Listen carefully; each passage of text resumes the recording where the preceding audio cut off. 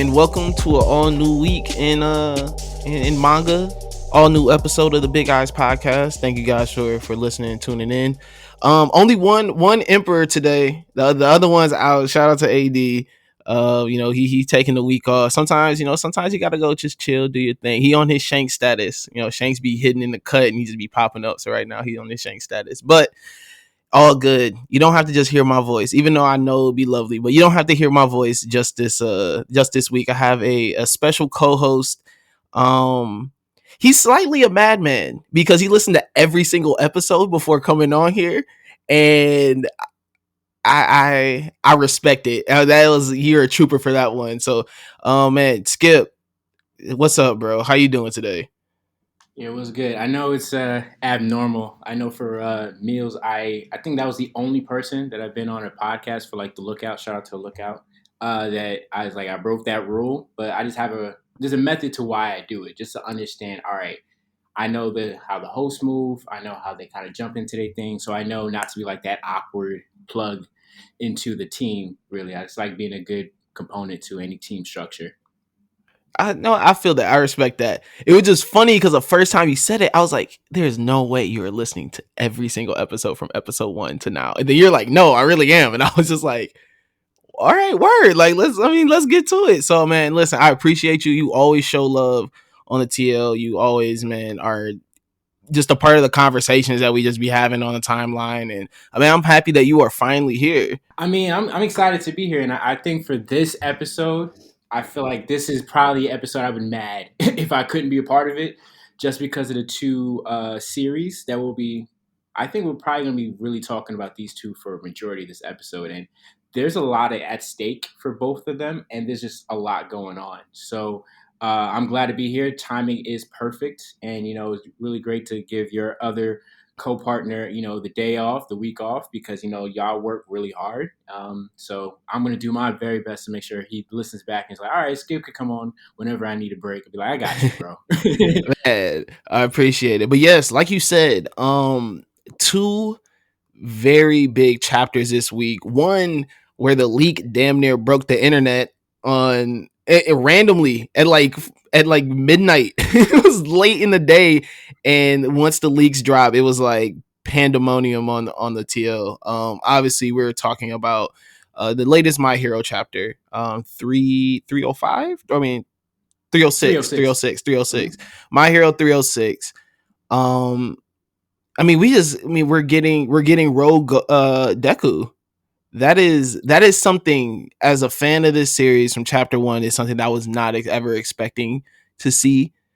But we are now getting Deku gone rogue. I feel like when we look back at it, we probably would have never thought of it, but I feel like judging by what chapters 302 to 305 and just his conversations with the Vestige and all of those previous owners, I think he's realized that he's kind of like going through what Cap went through. If you guys are like a Marvel MC with the TV thing, where he basically had to kind of go into hiding and give up his shield. Like, he cares about everybody so much that it's like, as much as y'all would probably want to help me, y'all probably would die trying to keep up with me. There's a very few of the kids in class 1 that can keep up with him at this point.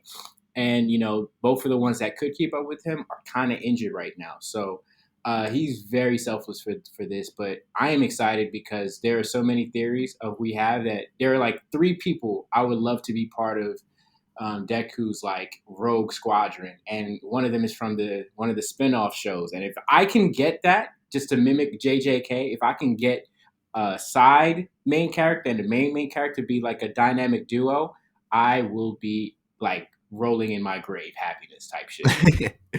No, definitely. I think that these last few chapters were very telling. I didn't see him waking up and immediately being like, all right, I got to get the hell on out of here. I thought that like this is such opposite from his character. Like the whole, like, you know what, I'm finna just go ghost. Like, I'm finna just dip. I'll leave y'all a little letter and like that's it. Like that's all you're gonna hear from me. It is, like I said, it's different from his character. It's something that kind of came unexpected. The beginning of this chapter, though, we're gonna get back into our Deku talk in a second, because the beginning of this chapter really sets everything up.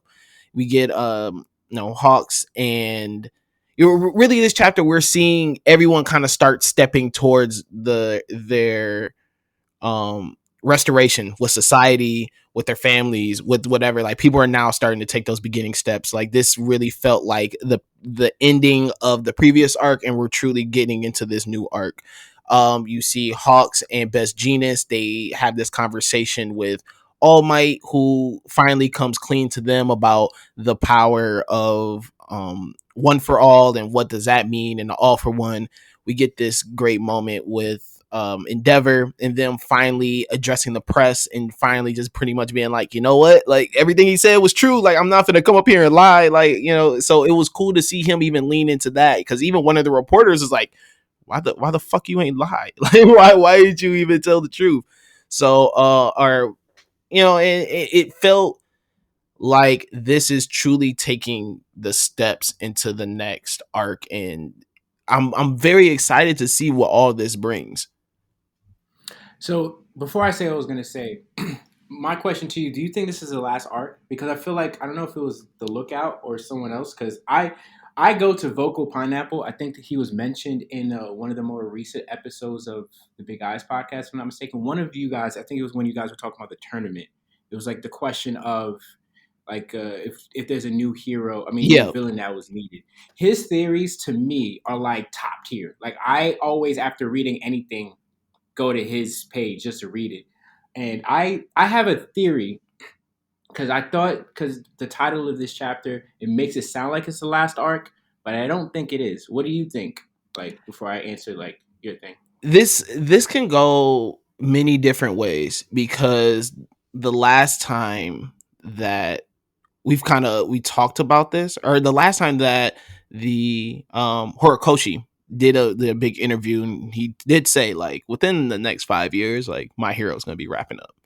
So the fact that he gave us kind of a timeline doesn't make me feel that this is the final arc, just because Deku's still gonna train. Deku's probably gonna figure out a way to grow stronger. Shigaraki's still gonna find a way to grow stronger. Um All for One has his plans, plot, I'm saying brewing. So I feel that this isn't the last arc. Now, do I feel that we are in the end game now? Yeah, definitely. Like I don't I like we are definitely at the beginning of the end, I feel. To me, this solidifies personally, this solidifies a time skip for me, which I feel is truly needed in this series. Deku running off, and now UA is becoming this safe haven for people. They're talking about, especially with the press conference where they're talking about the future and what the future is going to look like. So I do feel that a time skip is imminent and is going to happen very, very soon. I don't know Okay. though if this is going to be the final arc though. I don't see this being the final, but this definitely is going to kick off like the beginning of the end for everything. Okay, I agree. And also, just by the last page, because this is probably one of the spoilers that people got. I don't know when it was, because when we're recording this is a particular day on the weekend. um, but I think the spoilers came out like Wednesday, Thursday when some of my plugs shared it. And when I looked at it, people were like, "Is this a time skip or not?" And it's like it's a mini time skip because you have to look at Deku how he's standing on this kind of New Yorkish like building. I don't think he's in America, but whatever building he's on is reminiscent of like a Batman Gotham type building.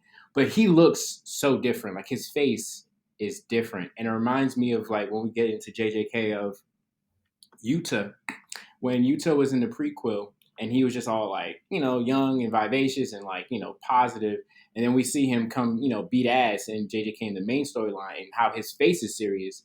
Like that youthful kind of like Naruto like character is dead. Like all of Mm-hmm. that shit, like he's still trying to save people, but in a more serious manner. And I feel like we're seeing such a transformation in the story that it's pretty like impactful for like the storytelling. And also just to cover the other things you talked about, there was also a panel that shows what is it?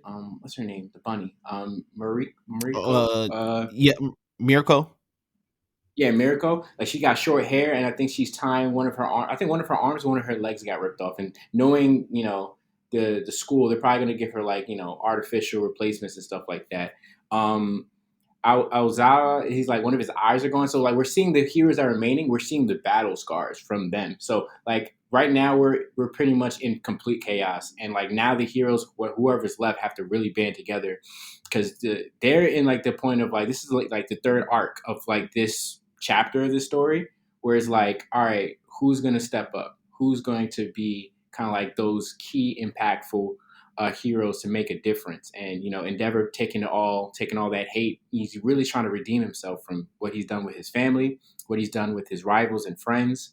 So I'm very excited because we're gonna see a lot of growth from not only just Deku, but the kids at the school. A lot of the remaining heroes, we're going to see a lot of transformations in their personalities and tactics just to try to, save what's left of the world. No, yeah, I think the biggest thing for me this chapter is that with Deku gone, and obviously he's gonna come back. There's gonna be a return, but the fact that he's the character that kind of goes off and trains somewhere else, and now Bakugo is pretty much going to become the face of UA, was definitely not a thing that I saw coming.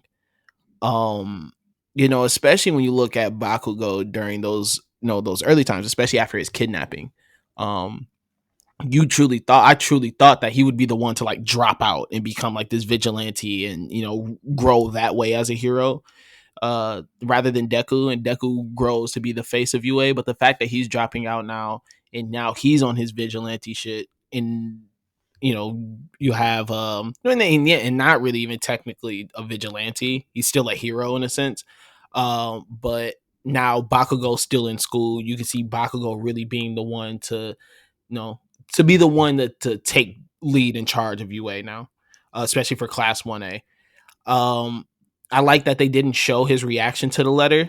I mean, obviously he knew before everybody else, but I like that like they didn't show his reaction to him really leaving. I like that it was more focused on Ochaka and like how she felt, and because they still have that kind of love story going there, their love interest going there. So I man, this chapter just opens up so many doors. Like even when you're talking about the setting when Deku is on that final panel where Deku's just standing over this city, that setting looks completely different. So is he in a completely different city? Is he in America right now and fighting villains in America? Obviously it looks like he's fighting his he's fighting another villain that's out there. So it shows that he has probably been doing this for a little bit.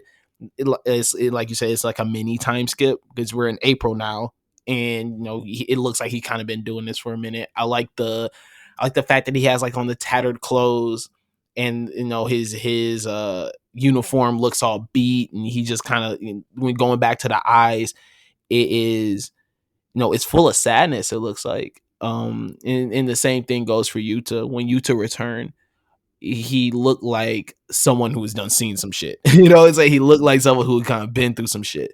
So I love that just look on him, right? Like off rip.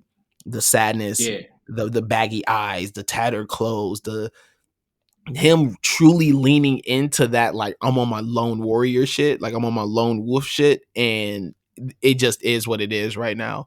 I like, there's just, like I said, there's just a lot of things that have happened in this series or in this chapter that just breaks things wide open. Obviously the biggest thing too is that now the secret is out about the power, what all for one and one for all really mean now. Okay. So before I say, because also I didn't know if you were going to mention, because remember in that final panel, Deku, he's wearing Gran Torino's like cape as Cape, yep. like a scarf. So that's supposed to be an allusion to like a future movie where he's supposed to be wearing the cape of Torino and wearing Awazawa's knife on his back. So I think this his face is because he's losing his kind of like parental mentor figures, right? And just even going into what you said of like that severity, I really think moving forward with with this character of just people are dying. I feel like in the first, third of like when we were looking at My Hero and we think about the school festival and all these training and stuff, nobody died. People got beat up, people got locked up, people got put away for a long time, but you don't see death. It wasn't until we kind of like learned of the stakes of One for All and the Vestiges, and like you just said, like I don't want to say everyone knows because even they asked Endeavor like, what is? Do you know anything about it? It's like, no, I know the heroes know. I don't think the people know. They Oh know yeah, it exists, yeah, but yeah, yeah. so the heroes know. So now it's like, all right, cool. In their mind, it's like, yo, we gotta protect this kid, and he's like, yeah, y'all can't protect me. We remember what happened during the war. Like I had my tattered body to save you guys as much as possible. You guys are liabilities right now. So until you guys either level up on some type of mini hyperbolic time chamber training session, uh, I think Deku did the right thing. Like the only people that can help him, and also what you said with Bakugo, I still think because him and Todoroki were in the hospital, they got the letters differently. Because I think Todoroki, I don't think he was told, but he kind of infers because that's why he showed up with other people to kind of like back up his dad when they were going against Shigaraki in that war sequence ending of that point. So I think now I know Bakugo is going to be furious, but he understands, and I feel like his respect for Deku is going to go up. But also he knows he's the guy now. Before it was him, Todoroki, and Deku that kind of shared it as like a big three leadership thing. Now it's going to be him and Todoroki, or not even him and Todoroki, because Todoroki has his own mission. He has to handle his Yeah. brother.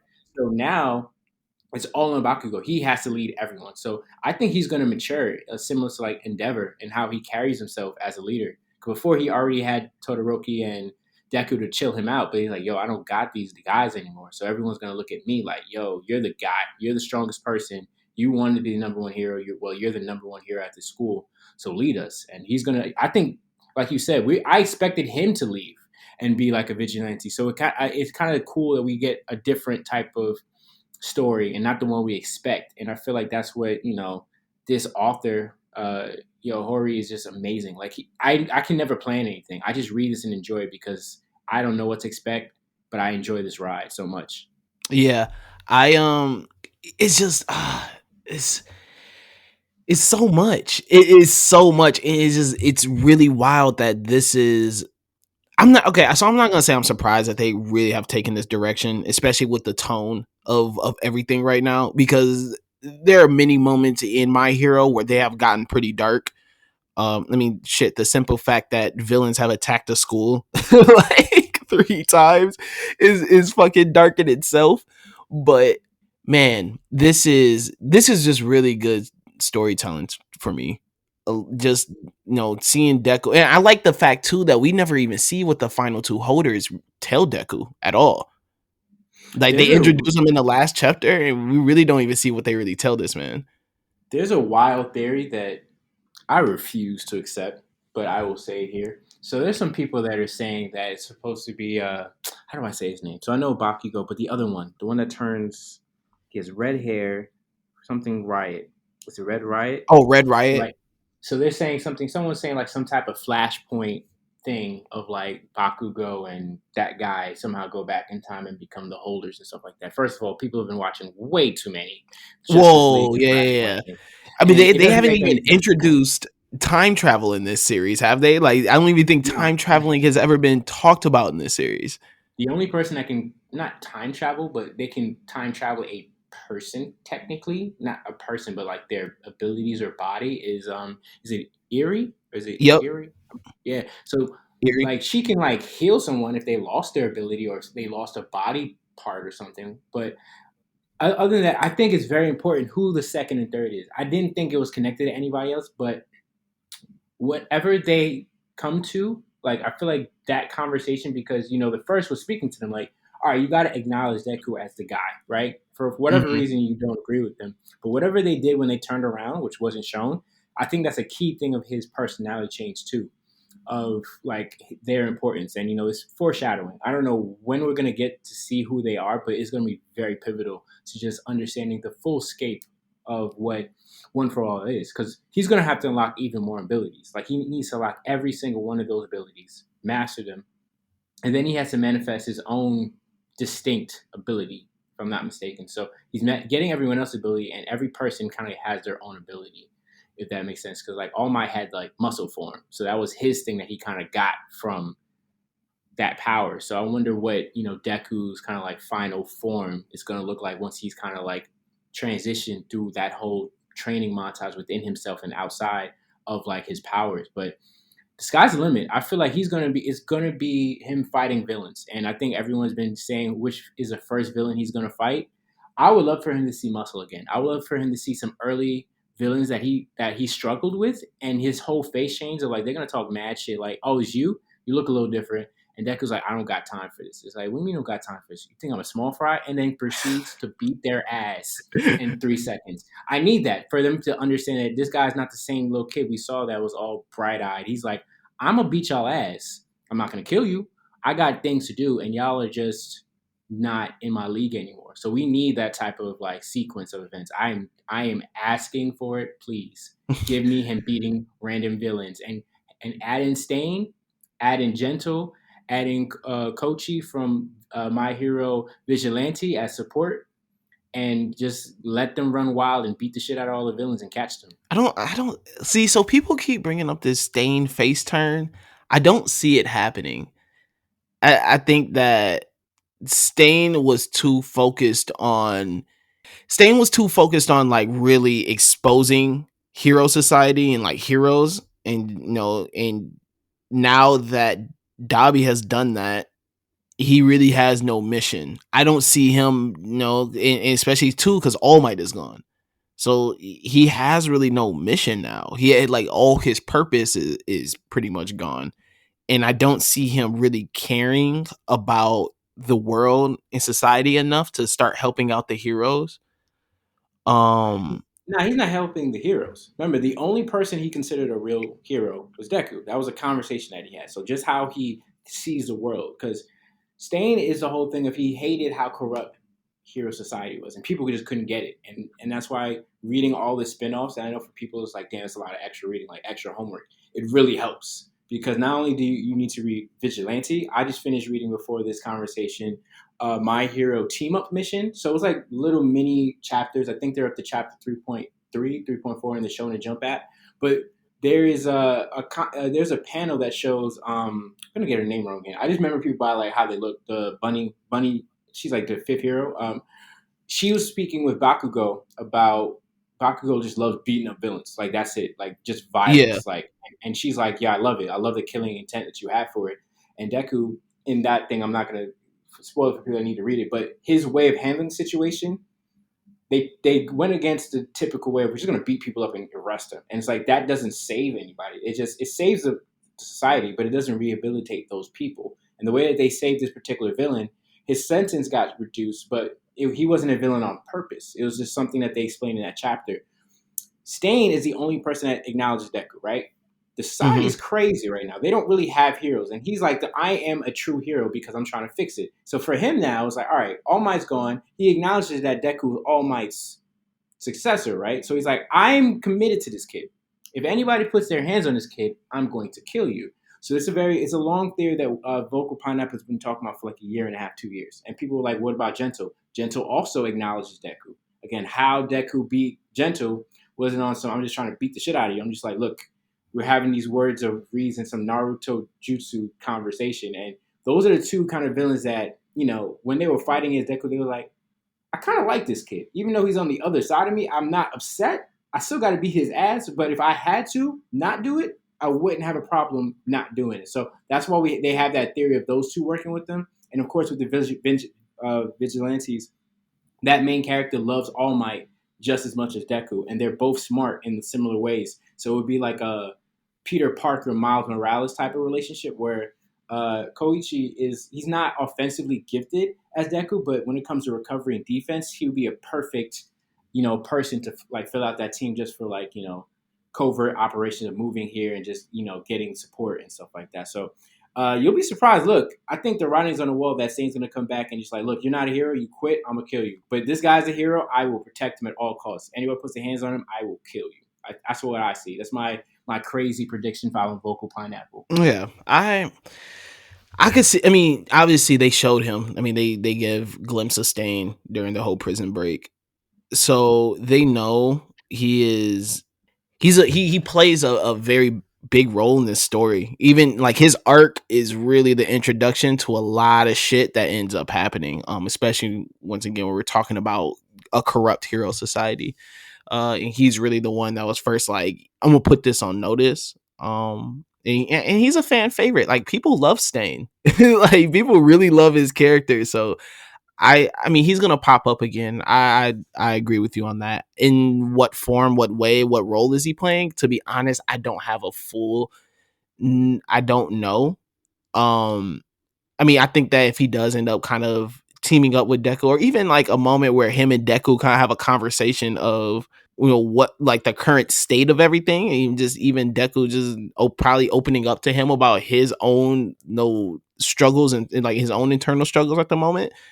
Um, I would love to see that moment. I think there would be something cool. Stain could. I mean, there's many different ways it could um introduce him back into the story. So I'm excited to see what happens. This is a wonderful, wonderful chapter by my hero this week. They, like I said, once the spoilers leaked, I have not. Yeah, I haven't seen the TL in that much disarray in a while.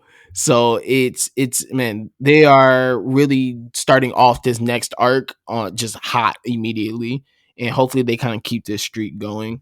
um Another series that that had another really big chapter, Jujutsu Kaisen.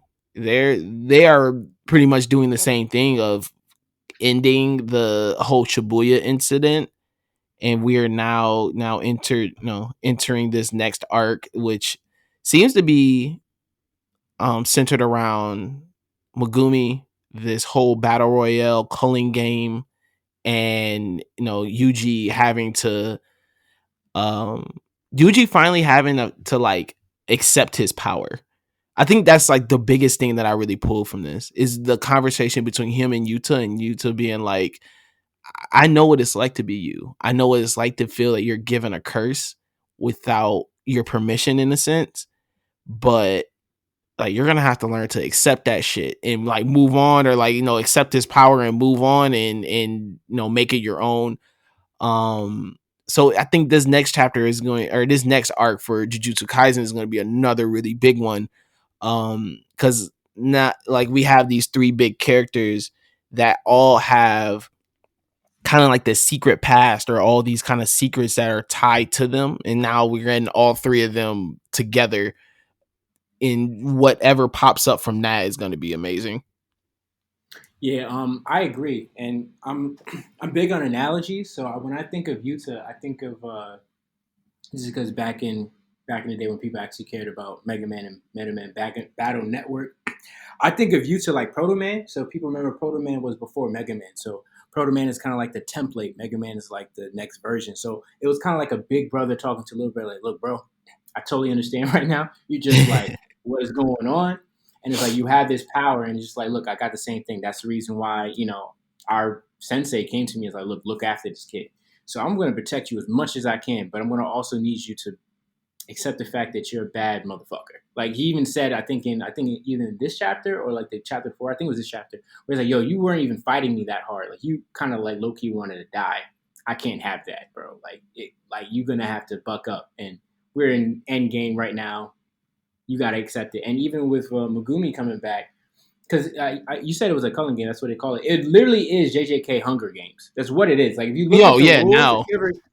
yeah, if you actually like watch Hunger Games, it's an interesting movie. It's not the same quality as JJK with storytelling, but yo, it's serious. Like it's like you can't even not participate. Even if you don't participate and you're somehow nearby, you're automatically participating. If you're not doing things that acquire the rules, your power or whatever is stripped away. I don't know if that leads to death, but it might as well be. So this is even Magooby being like vulnerable, if like, yo, bro, save me. Like his sister needs help because she was in a coma. She got to wake up to do this. So it's like, yo, I need your help, bro. And just this is our new three in this, our big three in this show. I mean, unfortunately, we don't know what happened to their teammate, even though technically she is dead, but she's not dead. So I don't know if she's gonna come back with some type of power up. That would be great.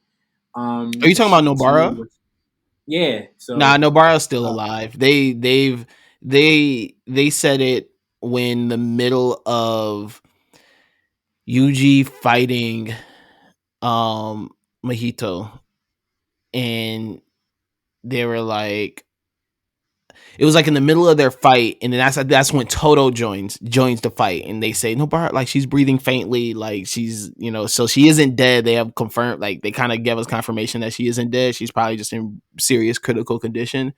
But taking her out of the story though at this point was a good decision, just because there is a lot of plot lying on the shoulders of these three people. And right now with her, I don't see where she fits in within all this.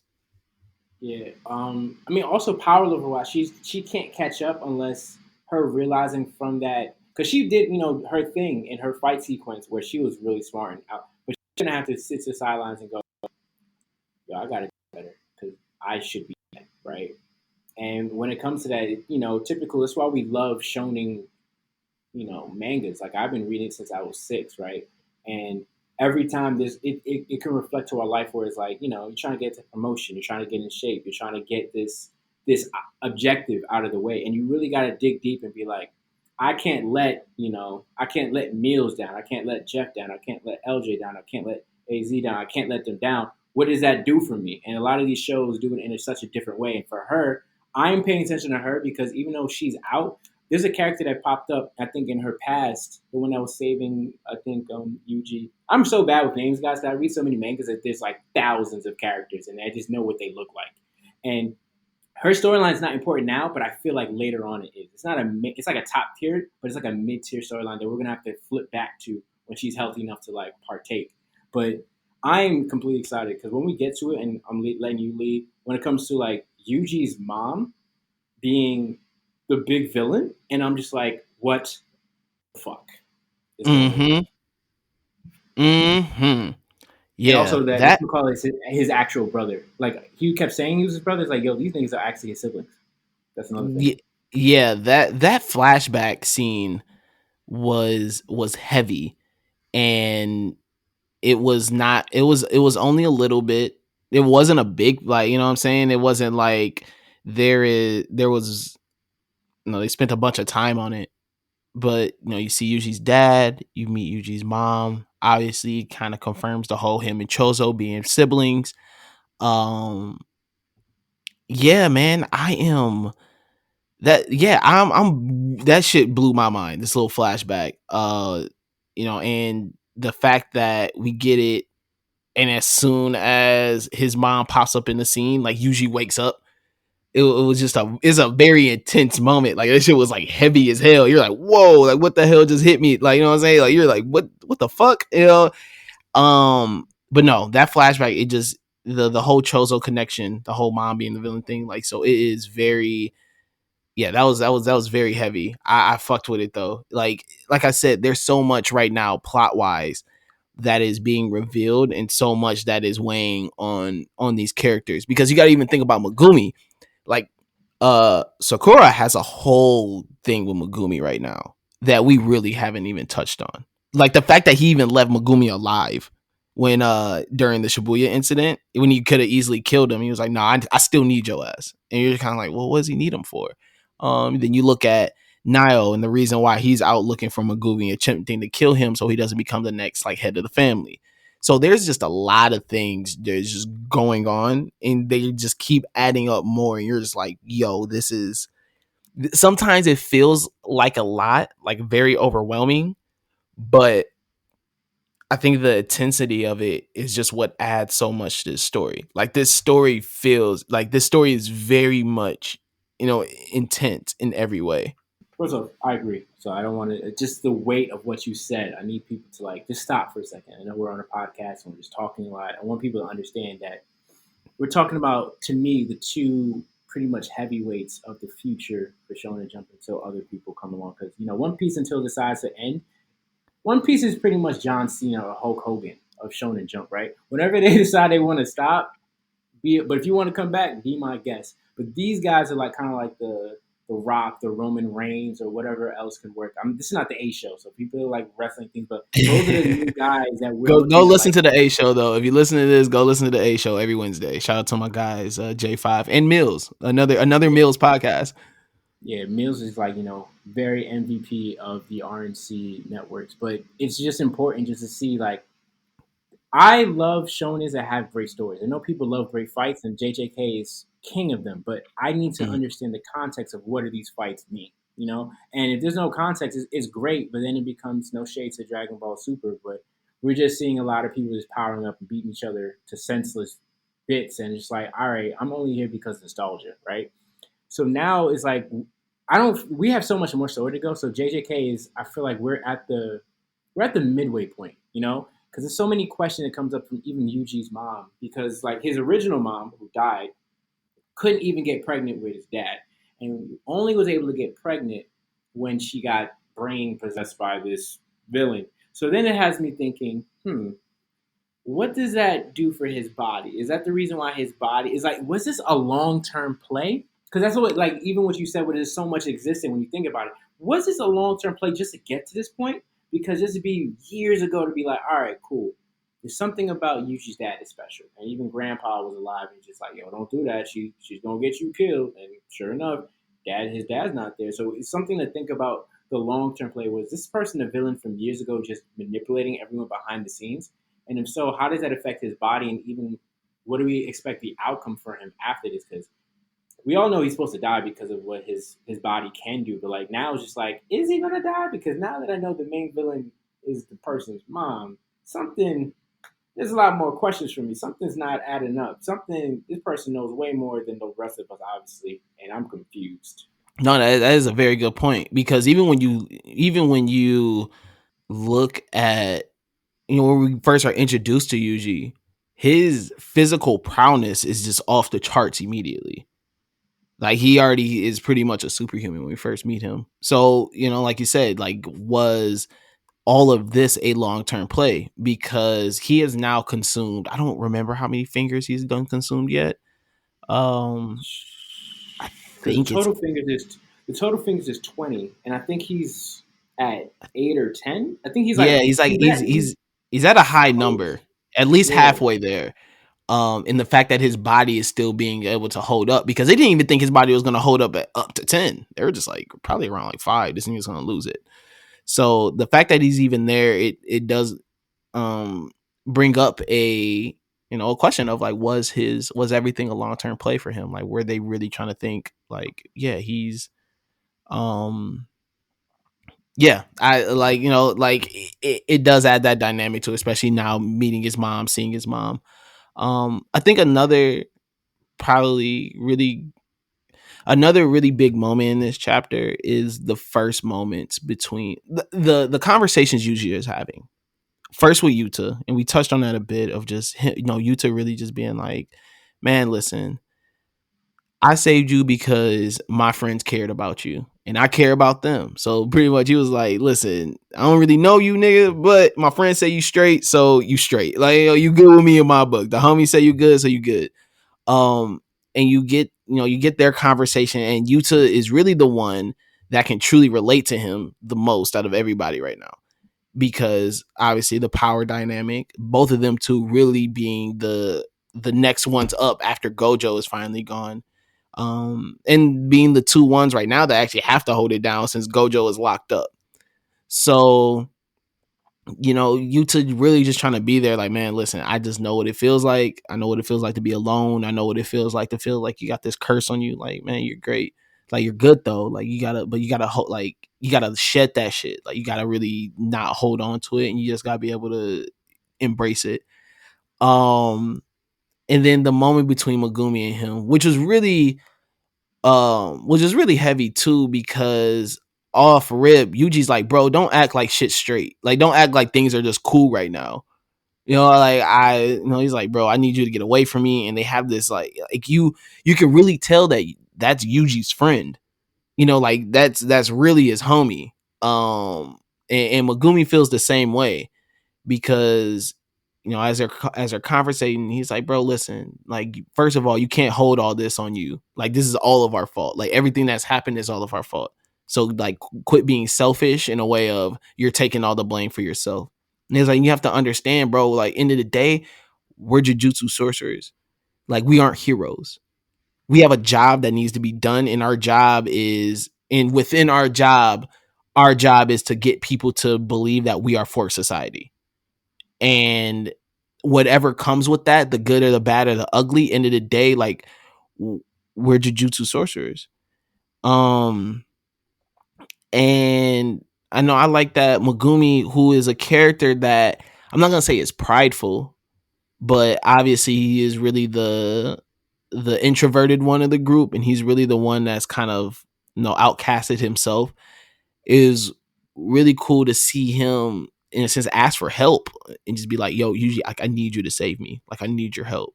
Um, I'm Yeah, begging you. Like he's the anti Vegeta, anti Bakugo. Because even if you remember earlier in their training, like earlier in the story, much earlier when they actually had Gojo as a sensei for like 2 seconds before they locked him up, be like, all right, the kids are gonna have to learn it without you.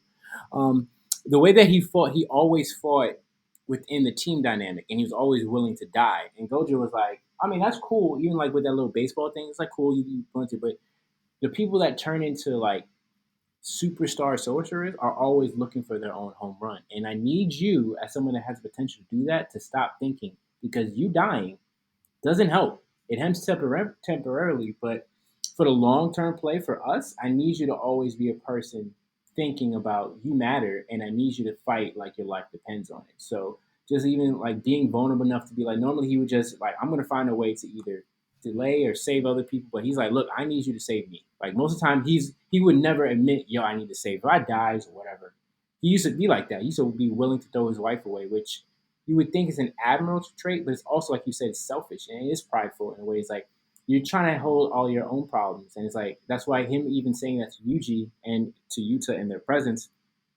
he's like, look, I gotta admit, this is the only way we're gonna win, bro. Like we all gotta come together, and that just shows character growth for all three characters. Because Yuta people, you have to read like that short prequel just to understand his little character development. Yuji, for the course of this, going from like a very jovial character to a very serious character. Like his whole transformation is very reminiscent of Deku. Like if they were ever in the same universe, I swear they'd be best friends. Like because like their heart is so pure and they want to save their friends, but now it's like now, if I'm going to do this, we got to be at the utmost level of power because I know what the stakes are. So I'm very excited to see what these three kind of like deal with knowing this information. But also, Yuji's going to have to really think back to what that flashback means for him because he's going to have, I don't know if he's going to connect the dots from that, but we connected the dots already. And I want to see if he does because he's like, yo, this is sus. This is sus. This is crazy. And I want to see what happens with that new information and how it changes him moving forward. yeah, man. I don't like one thing I just really love about Jujutsu Kaisen and is just there's a certain type of like realness that comes with it. And not real as in like, people are sorcerers and stuff, but like reading this and like seeing kind of where Yuji is at and seeing where kind of all these guys are at, where they're in a mode, they're in a way where they really want to isolate themselves from everybody, and they're really just like, man, fuck this shit, like for real, like fuck all this. Um, like I don't know, like there's like a real like emotional connection with that of like feeling like, bro, you're kind of in this dark corner by yourself, even though like you have people around you that support you, but it's like you're in this dark corner by yourself. I just feel that that is a very human emotion that most people really don't talk about. Of just being in those modes where you're just like, man, I feel that I'm fucking everything up or like fucking up people's lives around me or like just little things like that. Or just like I feel that my actions are being too whatever, and like I want to be isolated, but also just not doing it because you actually are having people around you that are just like, bro, you're fine, like you're okay, like you're not as whatever as you think. So I don't know, man. I definitely agree with you that right now, My Hero and Jujutsu Kaisen are the cornerstones of Shonen Jump, and and obviously there's a lot of other great new things that are coming out. One that you are very high on, and that I caught up on, and now I am very very high on too, is Sakamoto Days. Yes, yes. Thank God. Yes. Oh my God. Thank God. It is. This is my time. I know people like. I know this podcast, Big Eyes, is a big Spy X Family stand, and we're gonna talk about that. That is amazing, wholesome content. I love it. But if we just need the other side of like wholesome content with like you know family and fight scenes and shit, please. Oh my god, please. I talk about it every week. If you ever follow me, guys, Sokomoto Days is like it is the best compliment to Spy X Family. Like Spy X Family, is low key chill with the smart shit, and it's like yo, you gotta pay attention to the nuances, like the plot devices and how they move. But Sokomoto Days is like yo, we're here to fuck shit up, No, and if for you touch real. any people, yo, I want to let you go off with that, but I just had to put my energy into it. But you please talk about it. No, listen, man. So Sakamoto Days is written. The mangaka is Yuto Suzuki. It follows a retired. I won't put retired in quotations marks. A retired assassin falls in love. He gets a family. He's like, "Fuck this like fuck this hitman shit. Like I found something that's way better than that." And he's kind of drugged back into this world, with other characters that end up joining in. You meet Shin, you meet all these other people, but it's really good. It has that playfulness that Spy Family has, but it is more actiony than Spy Family. So if your quarrel with Spy Family is, listen, there ain't enough action in it. No, Sakamoto Days, like you said, is kind of like the flip side of it. The art is really amazing. I really love how it's drawn. The story is so good. If you really get drawn into it because they don't. I like the fact that they don't hide the fact that he's a hitman with a family, in a family that knows he's a hitman. So like, there's even moments where Well, like, remember his daughter doesn't know, well, but I yeah, remember his his daughter wife does knew. not That's know. why. But like, like even the moments he has between his wife, where his wife's like, no, like no killing. You know what I'm saying? Like that's a family rule. Like their family rules are tied around him being a hitman. Or there's even a point where um like the moment where he figures out he has a bounty on his head, and his wife's like, all right, well, go handle that. Like, so I love how they just lean into those little things. The story, once again, it has that playfulness that Spy Family has. You have them, even in this latest chapter where he's going to get his daughter this like super special edition backpack, and him like fighting all these old women and older people to get it, and him you know pretty much beating his body up, putting his body on the line just to get this backpack for his daughter. So it has those elements to it, those like wholesome things where you really do see that he loves being a family. I like that they don't play this game where he wants to teeter the line of like, I want my old life back or I want my new life. Like, no, he's fully into his new life. He's fully into. He's like, man, fuck this hitman shit. Like, I really don't want it. Like he gets out of shape. Um, he just be doing all types of different shit. I like that he doesn't speak a lot, and like his speech is through thought bubbles. Man, yeah, And it's because Shin can read Shin can read minds. his mind. So he's basically our translator because he basically never talks unless it's to his wife or his daughter. Mm-hmm. So, but I think when it comes to that, and again, I think from the jump, and I'm gonna try to hopefully because I'm a madman, try to catch up to like all of Shonen Jump. There's some series that are just so bad, I just don't know how I'm gonna get through it. But this is one where I'm like saying, guys, if you really want to build your rotation of things that you read, you have to add this one because to me, I usually save the best series for last. I kind of read in order for me, and I know because I know for a fact they're going to be great chapters, right? So Komodo Days, I put it above in just pure mindless enjoyment. I put that above One Piece because One Piece is just it's so long that it's like it's probably going to finish when we're like old men with like families and shit, and we're retired. But Sokomoto Days is just it's only 16 chapters right now. To like this past weekend was chapter 16, and from the jump, you're not going to be bored. So I just really feel like if there's one that I can suggest every day to you, just to get on the board right now, is that one. That one quickly in Kaiju number 8, but that's a kind of like a different scheduled manga release. But yeah, definitely do that. Yeah. I agree with you. There's a lot of really good things. I know that we talk about a lot of the big stuff on here on this show. Um, but Sakamoto Days definitely gets the big eye stamps of approval. It's definitely one of them ones. So yeah, man, go check that out. There's a lot of really other good things that came out this week. The Elusive Samurai. You want to talk about?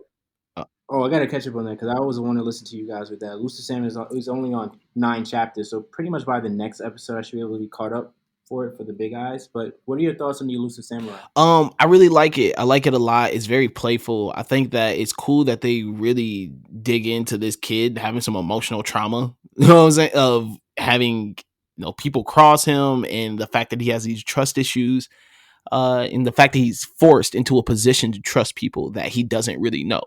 So I really enjoy the Elusive Samurai. It's definitely different. Yeah, man, there's some other good things that we're reading. Mission Yozakura Family. That's another really good spy themed manga that we've talked about on this show. ITLC I really really really love. I think ITLC is really good. I see a bright future for ITLC. Hopefully, I've said this about a couple manga on here that's been like canceled like 2 weeks later. So hopefully this doesn't happen with ITLC. But I really enjoy it. I think the crime aspect of it is really really good. Um, yeah, man. Like, That's the one with the cop, right? huh? The lady that's a cop that she.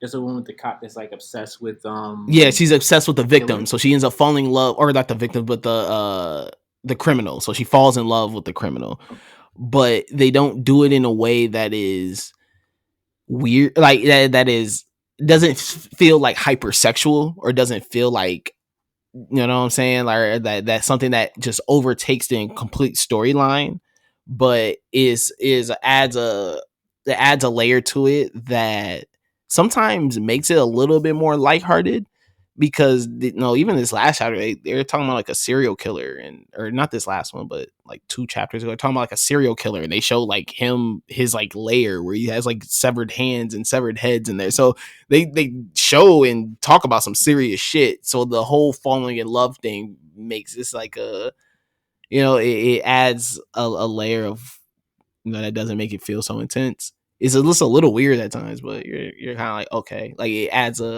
some type of comedy to it. But yeah, man, I'm gonna add Shonen that. Jump got It's some only good 8 stuff right chapters. So, now. are you caught up on Doctor Stone, or do you watch it? I don't know if you. I have thoughts about Doctor Stone. I'm not fully caught up. What I do with Doctor Stone is I stop reading it for like a couple weeks, and then I just come back to it. So I'm gonna come back to it. Everyone tells me about Doctor Stone. There's something about it that I just cannot get into. There's something about Doctor Stone that just does not do it for me. No, no, I get it, and I'm just gonna be honest with you. The only reason why I read Doctor Stone is because the person that did the artwork for it, like the illustrator, the artist, he did one of my favorite. It's not a manga because manga is Japanese, so the other one's Korean manga, but it's called Sun Ken Rock, Mm-hmm. right? And I will tell you, if you can't get into Doctor Stone, judging by what you guys read on this show, and Sunken Rock is old, so it's not super old, but I think it's like 2000s, early 2010s. You'll love that just because the storytelling, the fighting, and it just that's the only reason why I came into it. Doctor Stone to me, I'm not gonna say it's like in my top loves of Sona Jump. I just love the artwork, and now they're getting to a point of like violence, like real violence, not even like, oh, we're fighting violence, like, oh, people are dying violence. And I feel like I don't take certain things seriously until it's just like, oh, oh y'all killing people. Oh, okay. So I mean, again, I totally understand you. This Doctor Stone's not for everyone, but I'm getting to a point of I want to read everything, so it's like I know what is. I don't want to be like an editor for someone to jump, but I want to understand, how did this get approved or not? So I think for you, I'm gonna be honest. It's okay if you don't like it. I wouldn't fight for this. This is not the one where it's like, yo, LJ, yo, you got it. It's like this is not the one where it's like, LJ, you'll be fine not reading this. I'm gonna be honest. It's okay. We'll still No, be yeah, friends, man. so Listen, don't I know. worry about it. I mean, at least you'll say it, because there's some other people that really are like, you don't read it, like, I want to choke you. I'm like, chill, like, I'll get into it, man, here and there. But Skip, man, thank you so much, my special guest co-host for today. Man, tell the people where they can find you at. Yeah, of course, bro. I appreciate it. So, I am Skip from BK on Twitter, Instagram, Facebook, everything. So you can catch me there. I know right now we're in a pandemic, a panty. So when we're outside, I do comedy. I do like host events in the tri-state area, New York City. So, but yeah, we be talking about talk about that anime manga stuff every Sunday to like Tuesday. So we here supporting the big guys, supporting the lookout. Shout out to LJ. being capo. Shout out to AZ for his time away. Hopefully, I did you some justice, and hopefully, you don't have to be nervous whenever you take off. I want you to rest up, but I really appreciate being on this platform. Thank you so much once again, LJ, for the quick turnaround time. I know we had like a later time, and you were like, "Yo, can you do this?" Like, "Yo, bro, we can do this whenever." I've been waiting for this moment to be called up to the major leagues. So thank you once again. Yeah, definitely, man. Yes, and I appreciate you so much for just hopping on, man, and all the love and support that you show, like for real. So you are truly, truly, truly appreciated. The whole Lookout Network appreciate you, bro. Thank you once again for just hopping on. And if you want to hear more manga anime talk, make sure you subscribe, listen to the Lookout RNC, and you can follow us on Twitter, Instagram on at the Lookout RNC, where we just got all the anime manga content. We dropped a little episode on Friday, so shout out to Sid for that one. Man, like, God, y'all know what it is. Y'all know where to find us every Monday. Manga Mondays. We hold it down. 80's not here to do the sign off, so I got y'all this time. So remember, it's read more manga, watch more anime, drink more water, live more life.